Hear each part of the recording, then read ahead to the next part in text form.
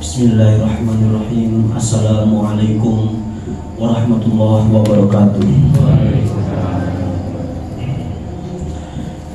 Alhamdulillahirabbil alamin wa bihi nasta'inu ala umuri dunya waddin wassalatu wassalamu ala asyrafil anbiya'i wal mursalin sayyidina wa maulana Muhammadin wa ala alihi wa sahbihi ajmain, amma ba'du.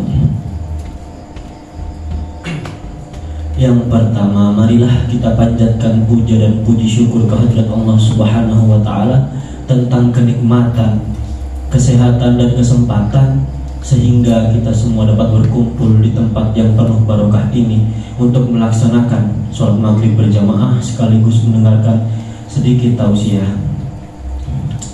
Yang kedua kalinya, marilah kita kirimkan SMS, yakni sholawat ma'assalam kepada junjungan kita Nabiullah Muhammad Sallallahu Alaihi Wasallam yang membawa kita dari zaman kegelapan menuju zaman yang terang benderang, yakni ad-dinul Islam. Semoga keberkahan selalu menyertai kita semua, amin ya rabbal alamin. Hadirin wal hadirat yang berbahagia, sebentar lagi kita akan menyambut yang namanya tahun baru. Tentunya di Indonesia menyambut tahun baru biasanya orang-orang Indonesia itu mengadakan pesta, bakar jagung, bakar ikan, bakar ayam, tiup trompet, dan kembang api. Itu akan menjadi simbol untuk memeriahkan acara tahun baru. Luapan emosi kegembiraan masyarakat dalam menyambut, dalam memeriahkan acara tahun baru dengan mengadakan pesta, tiup trompet, dan bakar kembang api itu menghiasi malam tahun baru dengan sangat meriah. Namun sebagai umat Islam yang memiliki tuntunan yang mulia, dalam hal yang demikian ini Islam sendiri mempunyai pandangan apakah hal ini boleh dilakukan atau dilarang. Agama Islam tidak melarang penganutnya untuk merayakan dan bergembira karena menjadi sunnatullah, akan tetapi punya batas-batas dalam hal menyikapi akhir tahun dan awal tahun. Dengan cara yang terlalu berlebihan, tentu Islam melarangnya karena dianggap sebuah perbuatan yang sia-sia. Islam memberikan pandangan tentang menyikapi akhir tahun dan awal tahun dengan cara muhasabah diri. Apa itu muhasabah diri?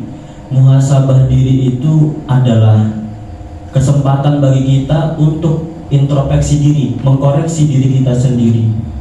Apakah setahun yang lalu ini kita sudah baik dalam melakukan amaliyah selama hidup? Kemudian dalam Al-Quran, khususnya Quran surat Al-Hasyr ayat 18, Allah Subhanahu wa Ta'ala berfirman yang berbunyi, A'udzubillahi minasyaitonirrajim, Bismillahirrahmanirrahim. Ya ayyuhalladzina amanu taqullaha wal tanzur nafsum ma qaddamat lighad wattaqullaha innallaha khabirum bima ta'malun. Yang artinya, wahai orang-orang yang beriman, bertakwalah kepada Allah dan hendaklah setiap orang memperhatikan apa yang telah diperbuatnya untuk hari esok, dan bertakwalah kepada Allah, sungguh Allah Maha mengetahui apa yang kamu kerjakan. Agama mengajarkan bahwa untuk memperhatikan dan muhasabah diri agar bisa mengukur nilai baik dan buruk perbuatan manusia. Sangat jelas dalam ayat ini dikatakan bahwa perhatikanlah apa yang diperbuat untuk hari esok. Hari esok ini apa? Hari kiamat. Artinya pikirkan apa yang akan terjadi di hari kemudian. Dan muhasabah ini akan akan sangat berguna untuk perbaikan akhlak manusia di masa depan. Karena apabila manusia berpikir hidup itu tidak abadi, adanya akhirat setelah dunia, tentu akan dimintai pertanggungjawaban setiap amaliyah yang mereka lakukan. Dalam hal ini pernah dikatakan oleh salah satu sahabat Nabi, yakni Sayyidina Abu Bakar As-Siddiq, yang dicatat dalam kitab Ihya Ulumuddin juz 4 halaman 396 karya Imam Al-Ghazali yang berbunyi, hisaplah diri kalian sebelum dihisap, timbanglah diri kalian sebelum datang hari perhitungan, dan berhiaslah untuk menghadapi hari penampakan yang agung. Perkataan yang merupakan motivasi hidup yang memberikan gambaran bahwa nanti akhir dari perjalanan hidup manusia akan ada waktu penghisapan amal manusia. Maka dari itu, hal inilah yang membuat beliau mengantisipasi, hisaplah diri sebelum waktu datang penghisapan, timbanglah sebelum datang waktu perhitungan. Dengan demikian kita akan selalu memperbaiki diri lebih baik lagi.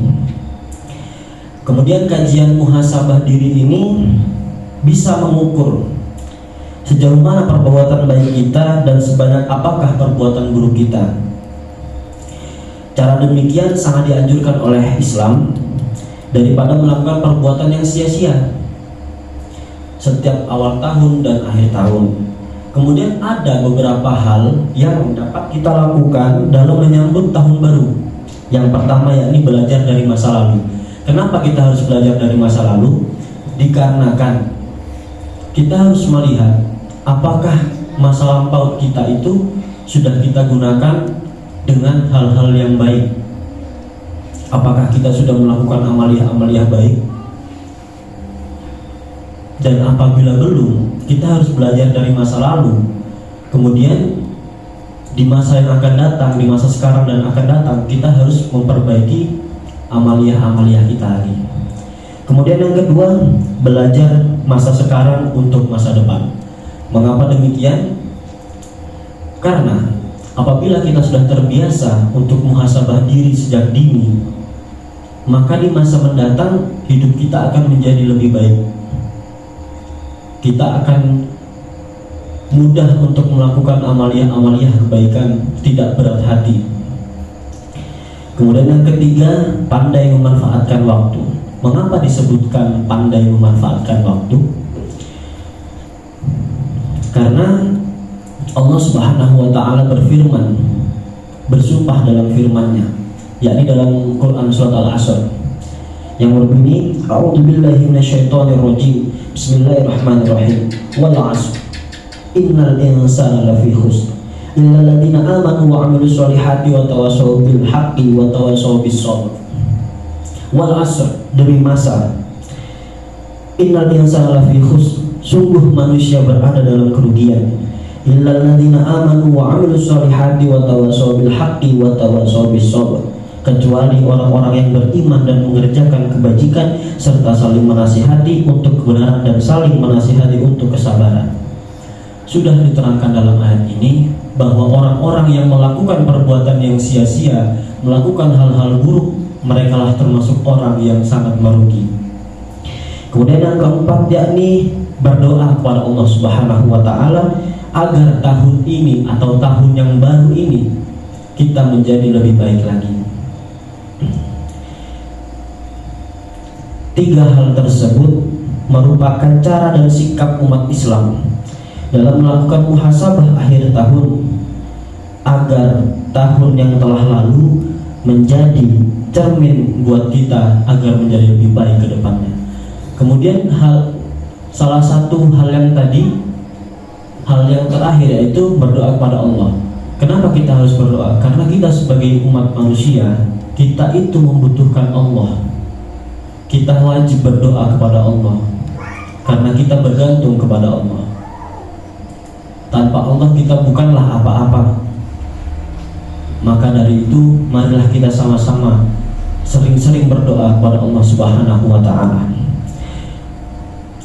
Demikianlah yang mungkin dapat saya sampaikan. Mudah-mudahan bermanfaat bagi kita semua dalam hal menyikapi tahun baru atau akhir tahun dan awal tahun. Apabila banyak kekurangan, itu semata-mata semuanya dari saya, dan apabila ada kelebihannya, itu semuanya dari Allah Subhanahu wa taala. Wallahul muwaffiq ila aqwamit thoriq. Assalamualaikum warahmatullahi wabarakatuh.